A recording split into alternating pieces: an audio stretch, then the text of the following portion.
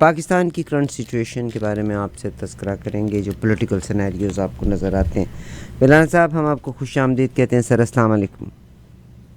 वालेकुम अस्सलाम आफ़ाक़ जी, आपका तमाम प्रोग्राम देखने और सुनने वालों को भी मेरी तरफ से अस्सलाम वालेकुम। बहुत शुक्रिया। वालेकुम अस्सलाम जनाब फ़याज़ बिलाना साहब। बिलाना साहब, सबसे पहले तो पाकिस्तान की तरफ चलते हैं कि अल्टीमेटली जनाब इमरान ख़ान साहब के बारे में कहा जा रहा है कि इमरान ख़ान साहब को अब अल्टीमेटली अरेस्ट कर लिया जाएगा क्योंकि उनकी ज़मानत नहीं हुई। क्या फ़रमाएंगे इसके बारे में? अच्छा, इमरान खान को अरेस्ट करने का जो मामला था ना, जो पहला उन्होंने 9 मई को जो वाक़या हुआ था, उसके बाद जो रिएक्शन था पब्लिक का, उस रिएक्शन के बाद जो सूरत हाल थी, इदारों ने ये तय कर लिया था कि इस तरह काम नहीं चलेगा, इन्हें इस वक्त छोड़ दें और इस दौरान इनकी पार्टी को, इनके लोगों को इतना कमज़ोर करें कि फिर हम जब इसे अरेस्ट करने जाएँ तो वो सूरत हाल ना हो। और अब यकीनन वो सूरत हाल नहीं है जो पहले थी। लेकिन इस सारे अरसे के दौरान, क्योंकि ये जितना लिंगर ऑन कर रहे हैं या वो फैसला नहीं कर पा रहे, इस दौरान और सेकंड थॉट, थर्ड थॉट और फोर्थ थॉट भी विद इन द एस्टेब्लिशमेंट चल चुकी हैं। क्योंकि आपको याद होगा कि एक दफ़ा जनरल कमर जावेद बाजवा साहब ने, जब वो गवर्नमेंट में थे 2018 में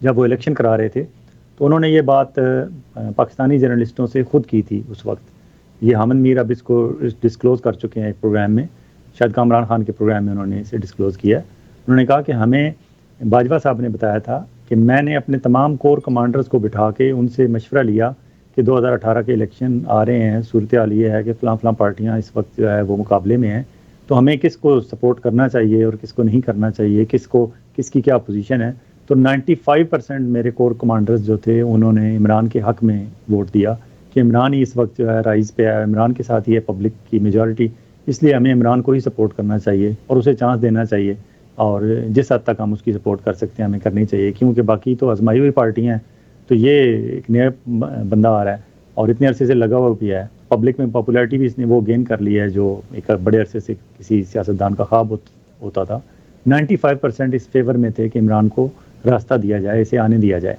और जहाँ तक हेल्प भी हो सकती है वो भी की जाए, ये बात थी। तो बाजवा साहब ने मज़ीद तसल्ली के लिए 2-4 दिन बाद कोर कमांडर्स को भी बुलाया और उनकी बेगमात को भी बुला लिया और बाजवा साहब ने कहा कि जब उनकी बेगमात को भी बुला के यही मसला वहाँ डिस्कस किया हमने, तो फिर ये 95% जो लोगों की राय थी वो 99% राय बन गई। ये बाजवा साहब 2018 के इलेक्शन से पहले इलेक्शन के हवाले से बता रहे थे हामिद मीर और बाकी सीनियर जर्नलिस्टों को।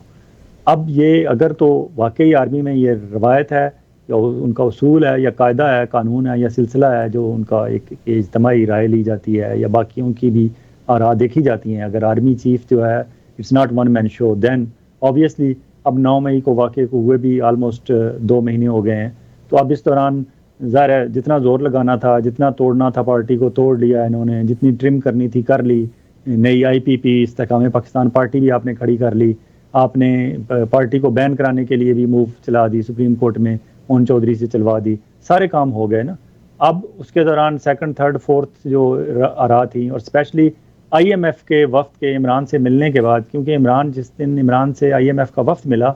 उससे पहले जितने सर्वेज आ रहे थे इमरान की पॉपुलैरिटी 82-83% यहाँ फिर रही थी, लेकिन IMF के वफ्द के मिलने के बाद PTI वालों को एक नई ऑक्सीजन मिली, उन्हें ये फील हुआ कि we are still there, we exist और हमारा कायद जो है और हमारा लीडर जो है और हमारा चेयरमैन है PTI का, स्टिल दुनिया की नज़र में उसकी अहमियत है और वो इम्पॉर्टेंट है। और कुछ ने सादा लोगों ने तो शायद ये समझा कि शायद वो हुकूमत में आने वाला है, हालांकि ऐसी बात नहीं थी। वो IMF वालों ने अपने तौर पर एक ज़रूरी समझा मिलना उसे, क्योंकि उन्हें पता है कि पब्लिक में पॉपुलैरिटी उसकी है और अगर वो हुकूमत में आए या ना आए, उसका पब्लिक में इतनी उसकी से है कि वो हमारे किसी भी बड़े से बड़े मुआहदे को ऊपर नीचे कर सकता है। तो उन्होंने मशवरा लेना और मिलना ज़रूरी समझा और इसी तनाज़र में उन्होंने इस तअस्सुर को ज़ाहिर करने के लिए कि हम सिर्फ इमरान खान को नहीं मिल रहे, उन्होंने पीपल्स पार्टी वालों से भी मिले और पीपल्स पार्टी वालों के साथ जिस तरह उनकी मुलाकात हुई, जिस तरह बैठ के वो तस्वीरें आउट हुई, नवीद कमर साहब और दूसरे लोग बैठे हुए थे, वो ऐसे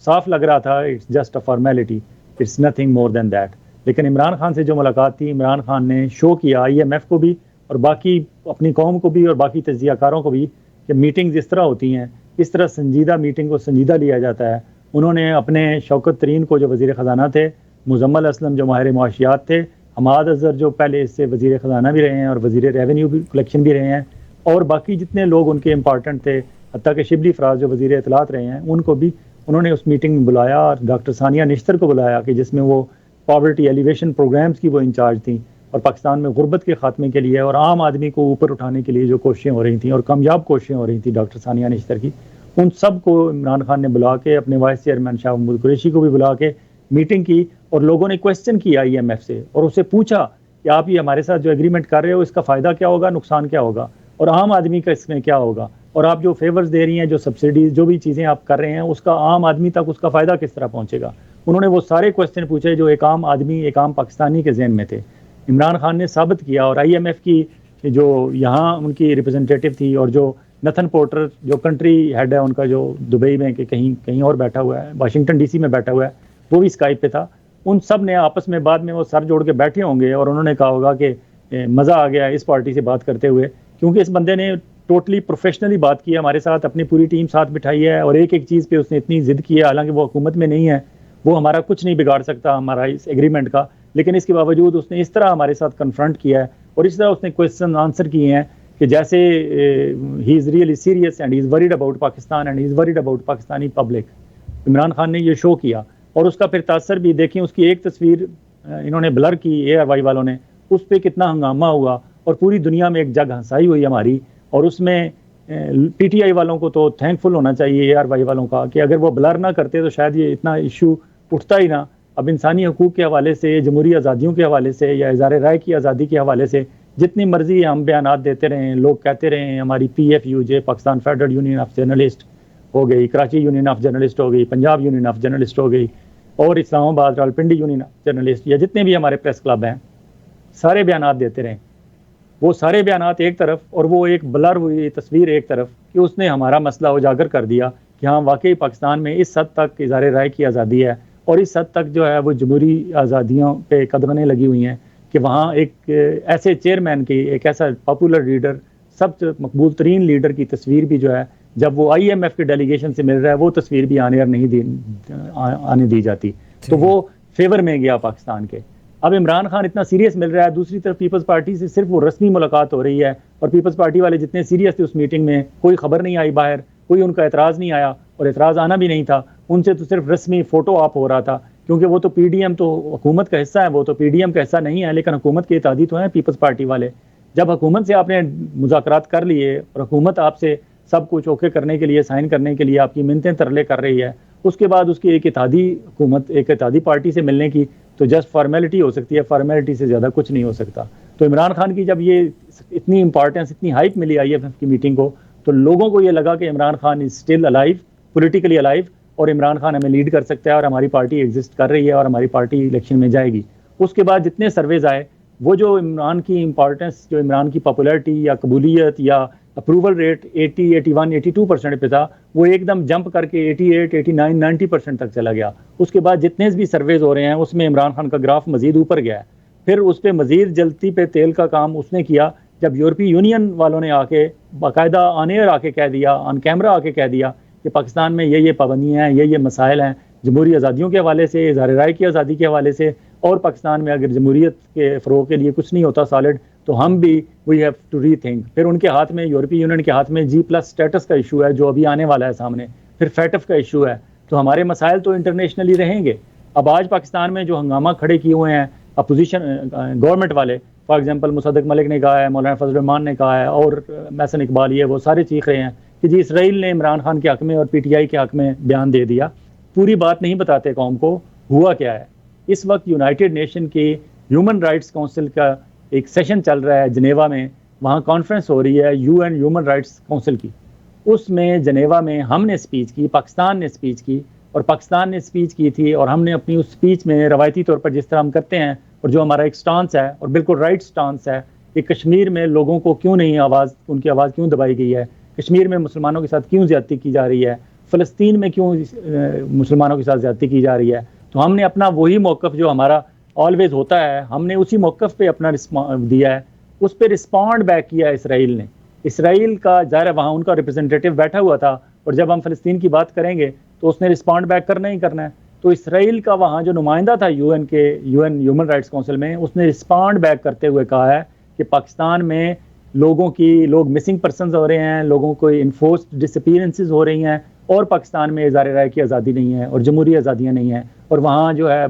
पुरअमन एहतजाज करने का, पुरअमन मुजाहरा करने का हक लोगों से छीन लिया गया है। तो उसने ये जो बातें की हैं, बातें तो ठीक हैं, लेकिन इनको ज़्यादा हुकूमत वालों को मसला लगा है, और इन्होंने एक point score political point scoring की कोशिश किया कि देखें जी, इसराइल इमरान के हक में बोल पड़ा है। इसराइल नहीं बोला, यूरोपीय यूनियन बोली है पहले, उससे पहले IMF बोली है, और इसके अलावा जहाँ जहाँ दुनिया में बात होगी बोलेंगे, क्योंकि जमहूरियत के हवाले से अगर हमारा कोई इंपॉर्टेंस है, कोई अहमियत है, और हमारी कोई दुनिया में अगर कोई हमारा नाम है, और फिर हमारी इतनी पॉपुलेशन है, 250 मिलियन पीपल की आबादी है, तो बातें तो होंगी। और जब बातें होंगी तो फिर इसमें भी बात होगी कि वहाँ लोगों को पुरअमन एहतजाज की इजाज़त क्यों नहीं, वहाँ जमहूरी आज़ादियाँ क्यों नहीं, वहाँ एक पोलिटिकल पार्टी का नाम हमारे इलेक्शन कमीशन वाले रिलीज़ करते हैं, political almost more than 100 political parties की लिस्ट रिलीज़ करते हैं, और उसमें से इंटेंशनली PTI का नाम काट देते हैं, और जब बाद में मीडिया में शोर होता है तो फिर दोबारा एक नई लिस्ट जारी की जाती है, और फिर उसमें 100 नंबर पे PTI का नाम लिखा जाता है, और उन्हें मजबूरी से आगे चेयरमैन PTI इमरान अहमद खान न्याजी भी लिखना पड़ता है। जी, बहुत शुक्रिया सर, आपने सवाल पूछने की बात की और सवाल पूछना गले का फंदा बन गया। ये जो बल्कि प्रेस क्लब के सदर भी हैं आज़म चौधरी साहब, उन्होंने प्राइम मिनिस्टर ऑफ पाकिस्तान से सवाल पूछते हैं और ह्यूमन राइट्स के बारे में ही सवाल पूछते हैं। उसके बाद प्राइम मिनिस्टर ह्यूमन राइट्स के बारे में और मीडिया में जो पाबंदियां हैं और जैसे तस्वीर का ब्लर किया जाना, आधा जवाब देने के बाद प्राइम मिनिस्टर साहब मोहतरमा मरियम औरंगज़ेब की तरफ कर देती हैं, और फिर कहते हैं एक्सप्रेस ट्रिब्यून में शाया खबर के मुताबिक आज़म चौधरी को लाहौर प्रेस कॉन्फ्रेंस में शिरकत के बाद ये पैगाम मिला कि वो उनको ऑफ द एयर PTV की जानिब से ऑफ द एयर कर दिया जाएगा। अब मरियम औरंगज़ेब तो बड़ी वजाहत दे रही हैं कि वो उनके पेरोल पे नहीं थे, क्या फरमाएंगे इसके बारे में? अच्छा, ये पेरोल पे नहीं होते, इस तरह के एनालिस्ट जो होते हैं, ज़ाहिर है मैं भी पाकिस्तान में इस्लामाबाद में PTV के लिए काम करता रहा हूँ, और 1995-96 से करता रहा हूँ। अभी मोस्ट रिसेंटली जब मैं पाकिस्तान में था तब भी मैं PTV न्यूज़ पे भी और PTV नेशनल पे भी और PTV इंग्लिश पे, PTV उर्दू पे, तमाम चैनल्स पे मैं एज एन एनालिस्ट जाता था, and we were being paid for that. हर अपीयरेंस पे आपको पेमेंट होती है, हर प्रोग्राम में आपको पहले एडवांस बुक किया जाता है, आप जाते हैं वहाँ फिर आपको साइन करवाते हैं, वो एक एग्रीमेंट सा शॉर्ट हर प्रोग्राम के लिए होता है, और उसका बाकायदा आपको चेक आता है आपके दिए हुए एड्रेस पे आपकी अपीयरेंस। आप ऑन कॉन्ट्रैक्ट होते हैं, आप उनके पूल में होते हैं, जिस तरह मरियम औरंगज़ेब ने कहा। ठीक है, वो पूल में थे आज़म चौधरी, वो प्रेस क्लब के प्रेसिडेंट हैं, और लाहौर का प्रेस क्लब उसका बहुत बड़ा कद है। लाहौर के प्रेस क्लब का, हमारे पाकिस्तान भर में जितने प्रेस क्लब्स हैं, नेशनल प्रेस क्लब इस्लामाबाद तो अभी मोस्ट रिसेंटली उसका नाम बना है या उसका एक कद काठ बना है। उससे पहले रावलपिंडी इस्लामाबाद का एक ही प्रेस क्लब होता था जो पिंडी में होता था, लियाकत बाग में, इस्लामाबाद में कोई नहीं था। लेकिन लाहौर प्रेस क्लब जो शिमला पहाड़ी पे है, वो पाकिस्तान में सबसे अहम, सबसे इम्पॉर्टेंट, सबसे बड़ा और सबसे ज़्यादा एलीट क्लास जर्नलिस्ट रखने वाला प्रेस क्लब है। उसके प्रेसिडेंट हैं इस वक्त आज़म चौधरी साहब, और उन्होंने क्वेश्चन बड़ा वैलिड किया था। उन्होंने वज़ीर आज़म साहब से ये पूछा था कि पाकिस्तान में जो इज़हार राय की आज़ादी है, सवाल पूछने का और इज़हार अपना लिखने का, बोलने का हक हमसे छीन लिया गया है, इस सिलसिले में आप क्या कहना चाहते हैं? तो उसका जवाब उस वक्त तो वहाँ जिस तरह बहुत तकलीफ़ होती है शहबाज शरीफ साहब से, अगर सीधा सीधा उनसे सवाल पूछा जाए तो वो इधर उधर आएँ बाएँ शाएँ कर देते हैं, लेकिन जवाब एक्चुअल जो उन्होंने दिया है वो आज़म चौधरी साहब को PTV के पैनल से ऑफ करके उन्होंने दिया है जवाब। असल जवाब ये था आज़म चौधरी साहब, यकीनन आपको ये जवाब मिल गया होगा, और ये हमारे पाकिस्तान भर के वो जो हमारे मीडिया पर्सनस हैं और हमारे वो एंकर पर्सनस और वो हमारे साथी जिन्हें मैं ठेकेदार सहाफ़ी कहता हूँ, जिन्होंने ठेके लिए हुए हैं, कुछ ने PTI का ठेका लिया हुआ है, कुछ ने मुस्लिम लीग नून का ठेका लिया हुआ है, कुछ ने पीपल्स पार्टी का ठेका लिया हुआ है, और कुछ जो है वो ठेका लिए बगैर, बज़ाहिर वो कहते हैं कि हम पिंडी बॉय से हमारा कोई तल्लुक़ नहीं है, लेकिन वो मुस्तकिल ठेके पे हैं, आज से नहीं जन्म से उनके ठेके पे हैं। तो ये जो ठेकेदार सहाफ़ी हैं उन सब को आज अगर सर तो नहीं जोड़ेंगे, हाँ अपना सर पकड़ के ये सोचें कि ये कब तक उनकी ठेकेदारी चलती रहेगी। अगर आज आज़म चौधरी को जो जवाब मिला है, एक्चुअली ये आज़म चौधरी को जवाब नहीं मिला,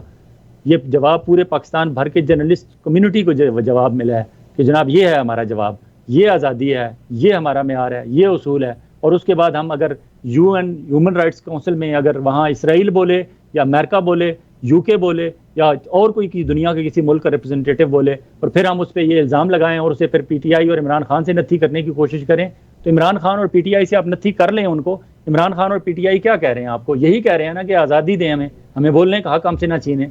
और फिर अब जब बात करते हैं हमारे मौलाना फजल रहमान साहब जिस वक्त हुकूमती इत्तेहाद के सरबराह हैं, हर वक्त वो यही कहते हैं 73 के आइन के तनाज़र में, तो 73 के आइन के तनाज़र में क्या ये शख्सी आज़ादी है पाकिस्तान में? क्या ये बुनियादी इंसान हकूक़ का तहफ़्फ़ुज़ किया जा रहा है? क्या ये जमहूरी आज़ादियों का पैमाना है पाकिस्तान में? जी।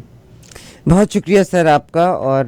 बड़ी तफसील से आपने बताया। पाकिस्तान में पोलराइजेशन अपनी इंतहा को पहुंच गई है। एक ज़माना था कि चीफ़ जस्टिस साहब का जब मामला हुआ था तो वकला की बरादरी सारी की सारी बाहर आ गई थी और परवेज़ मुशर्रफ साहब को अपना फ़ैसला बदलने पे मजबूर कर दिया था। ये सहाफ़ियों का क्या प्रॉब्लम है? और अभी आपने जब कहा कि Lahore press club is one of the elite press club है और उसके वो प्रेसिडेंट भी हैं, he is not an ordinary journalist, he is president of this press club. इसका मतलब इलेक्टेड प्रेसिडेंट है, इलेक्टेड, तो इलेक्शन जीत के आए हैं वो। इलेक्शन जीत के सर, तो ज़ाहिर है वोट डले हैं तो इलेक्शन जीत के आए हैं ना। तो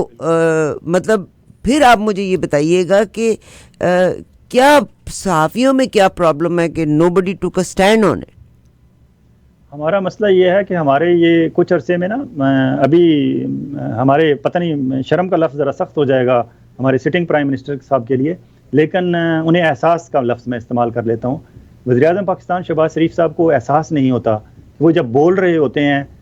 मैं बात उधर ही लेके जाऊँगा जर्नलिस्टों की तरफ, लेकिन मैं बताना चाहता हूँ कि इन सारी हमारी जो हमारे माशरे में नाहमवारियाँ हैं और अदम मसावात का शिकार हैं हम, और इस तरह की जो हमारी टर्बुलेंसेज होती हैं, उसके ज़िम्मेदार कौन लोग हैं? हुक्मरान हैं, आज के हुक्मरान और हमारे गुज़श्ता कल के हुक्मरान।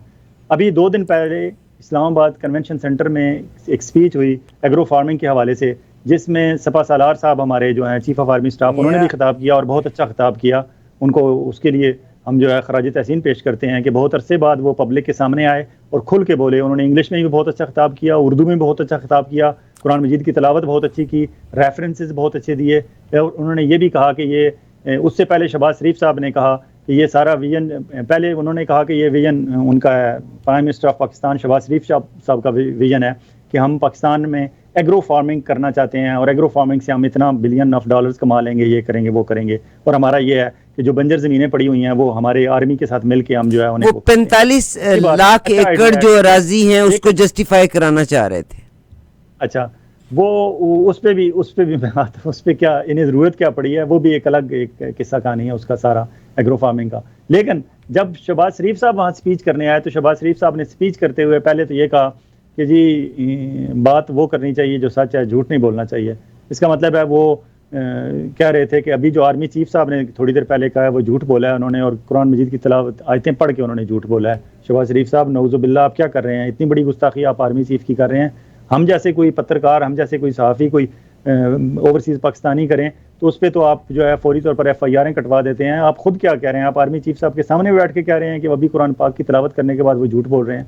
शहबाज शरीफ साहब ने कहा सच बोलना चाहिए, ये विजन मेरा नहीं, ये इनका था। अब वो पता नहीं विजन इनका था या उनका था, वो एक दूसरे पे इल्ज़ाम लगा रहे हैं, हालांकि इल्ज़ाम वाली बात नहीं है। एक अच्छी कोशिश है, अगर आप करना चाहते हैं और सिंसियरली करना दोनों एक दूसरे को क्रेडिट देना चाहते हैं। जो बात है, अगर आप किसी और बात के उसमें लिफाफे में लिबादे में कुछ और चीज़ है तो फिर वाकई अच्छी नहीं है। लेकिन अब लोग उस तकरीर से बहुत इम्प्रेस हुए हैं, तो मैं उन लोगों को जो लोग उस तकरीर से इम्प्रेस हुए हैं उनको ये याद कराना चाहता हूँ कि जब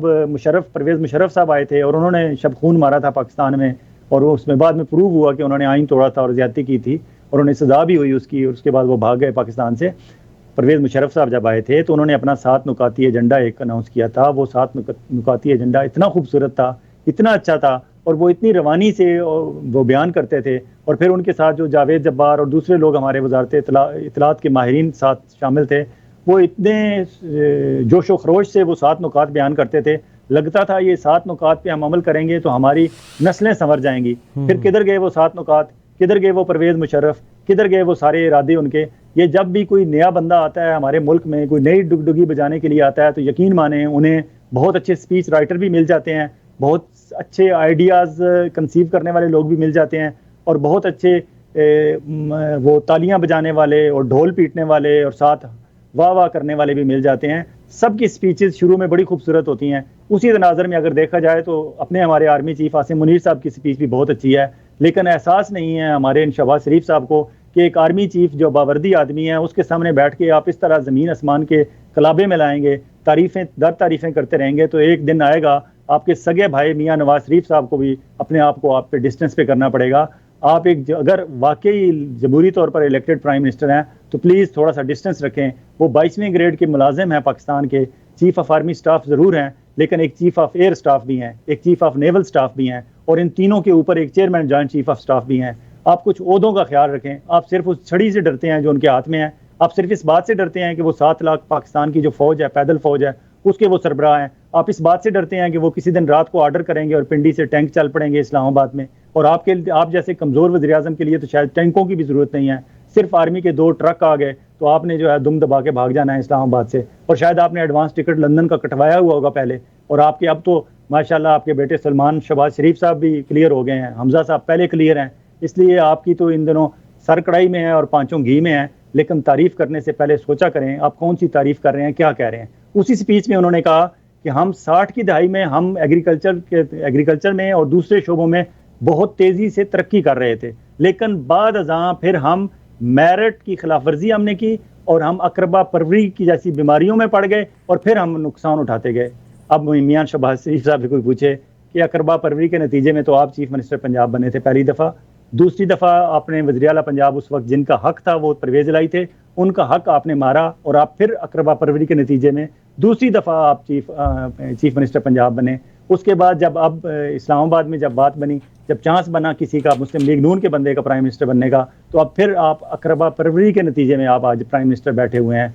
आप इससे पहले अभी चीफ ऑर्गेनाइज़र और सीनियर वाइस प्रेसिडेंट जो मुस्लिम लीग नून की हैं मरियम नवाज़, वो भी अकरबा परवरी के नतीजे में बनी हुई हैं, वरना उससे पहले साद रफ़ीक कब से मुस्लिम लीग में है, शाहिद खाकान अब्बासी कब से मुस्लिम लीग में है, एहसन इकबाल कब से मुस्लिम लीग में है, ख्वाजा आसिफ कब से मुस्लिम लीग में है। सीनियर नायब सदर बनना चाहिए था तो इनमें से किसी को बनना चाहिए था, चीफ ऑर्गेनाइज़र बनना चाहिए था तो इनमें से किसी को बनना चाहिए था, लेकिन अकरबा परवरी को रवाज तो आपने दिया है। दूसरी बात, आप मेरिट की खिलाफ वर्जी की बात करते हैं, आप वो सिपह सालार्स की तरफ ही देख लें, वो 27 नवंबर को रिटायर हो चुके थे, आपने उनकी रिटायरमेंट होल्ड की, आपने उनसे पीछे जो अफसरान आर्मी अफसरान थे उन सब लोगों की प्रमोशनें आपने होल्ड की। आपने कितना नुकसान पहुंचाया पाकिस्तान आर्मी के सर्विस स्ट्रक्चर को आपको पता होना चाहिए। आपने मेरिट की खिलाफ वर्जी की। उस वक्त मेरिट में टॉप पे साहिर शमशाद मिर्जा थे, लेकिन क्योंकि वो शरीफ आदमी थे, उन्होंने कभी DGISI के तौर पर या DGMI के तौर पर कुछ ऐसी कारकर्दगी इन्वर्टेड कामर्स में मैं कह रहा हूँ, इसके ऐसी कारकर्दगी का मुजाहरा नहीं किया था जिससे आपके मामलात सीधे होते,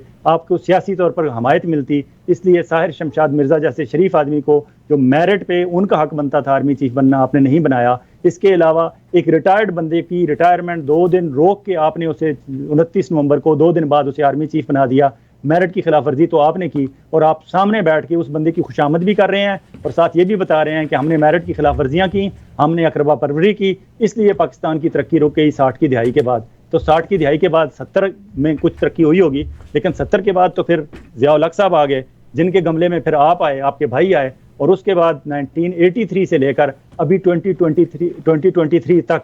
ये 55 साल का जो अरसा है, इस दौरान सब कुछ आप ही थे, आप ही करता धरते थे। अगर हमने अकरबा परवरी को पाकिस्तान में आज आप एतराफ़ कर रहे हैं, तो जो अकरबा परवरी को फ़रोग़ देने वाले थे उनको क्या सज़ा नहीं मिलनी चाहिए? हम तो सज़ा के सिर्फ मुतालबा करते हैं, तो आप जो है आज़म चौधरी जैसे हमारे साथियों पे कदमने लगा देते हैं, पाबंदियाँ लगा देते हैं। आपने अगर मेरिट की खिलाफ वर्जी की तो आपने की। आप किसी इदारे में देख लें, अभी ताज़ा तरीन आप सुन लें, secretary election commission Umar Hamid साहब ये रिटायर हुए हैं, कब हुए हैं? ये नवंबर 2020 में रिटायर हुए हैं, और आपने इन्हें जुलाई 2021 में इमरान खान की गवर्नमेंट में उन्हें 2 साल के लिए रख लिया गया अपनी उनकी एक्सपर्टीज़ की बुनियाद पे। इलेक्शन कमीशन की उनकी एक्सपर्टीज़ नहीं थी, वो DMG ग्रुप के थे, उन्होंने मुख्तलिफ मिनिस्ट्रीज़ में सर्व किया था, और आखिरी पोस्टिंग शायद चौधरी निसार अली खान जब वज़ीर दाखिला थे,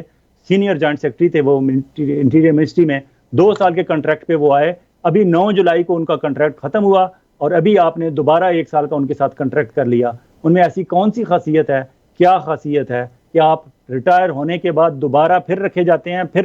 हैं, इनको जाने ही नहीं देते। इलेक्शन कमिश्नर हमारे जो हैं, chief election commissioner Sikandar Sultan साहब, वो एक रिटायर्ड ब्यूरोक्रेट हैं, 22वें ग्रेड में रिटायर हो गए, चीफ सेक्रेटरी रहे, सेक्रेटरी इंटीरियर रहे, सेक्रेटरी पंजाब रहे, इतने ओहदों पे रहे। अब एक बंदे की लिमिट है, उसे घर जाने दें, लेकिन आप नहीं जाने देते, क्योंकि आपकी मर्जी के नताइज वहाँ से ही मिलते हैं, इन्हीं लोगों से मिलते हैं। हत्ता कि अब निगरान वज़ीर आज़म की जो लिस्ट बन रही है उसमें आप फवाद हसन फवाद का नाम फिर डलवाया जा रहा है, क्योंकि मुबैना तौर पर आप कि वो मियां नवाज शरीफ साहब की गुड बुक्स में है, मियां नवाज शरीफ साहब के प्रिंसिपल सेक्रेटरी रहे हैं, अब वो रिटायर हो गए हैं। अब आप उन्हें फवाद हसन फवाद, हालांकि उन पर मुख्तलिफ़ किस्म के इल्ज़ामात और मुख्तलिफ़ किस्म की छाप है, और वो री इमेजिनिंग की तरफ भी बढ़ चुके हैं, लेकिन आप उन्हें फिर वापस उनके पाँव पकड़ के उन्हें घसीट के वापस इसी अपनी पॉलिटिकल उस अरीना में लेके आ रहे हैं, और आप उनसे वही नताइज फिर इस वक्त जो है तवक्को कर रहे हैं। हालांकि वो एक नए रास्ते पे चल पड़े हैं जिस पे शायद खाकान अब्बासी, मुस्तफ़ा नवाज खोकर या मिफ्ता इस्माइल चल रहे हैं। आप अगर वो जा रहे हैं तो उन्हें जाने दें, आपको पीछे ब्यूरोक्रेट्स की कमी नहीं है जो आपकी खुशामद के तमाम तकाजे पूरे करते रहेंगे,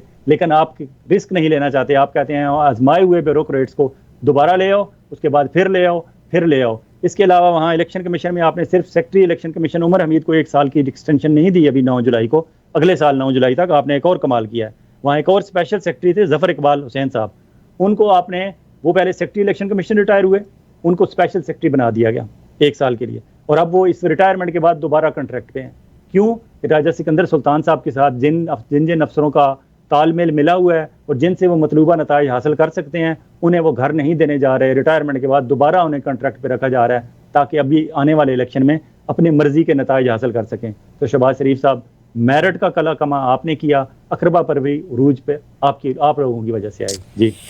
हमाद अजहर साहब को भी अल्टीमेटली तोड़ लिया गया इमरान खान साहब से। प्रेस कॉन्फ्रेंस कर दी उन्होंने।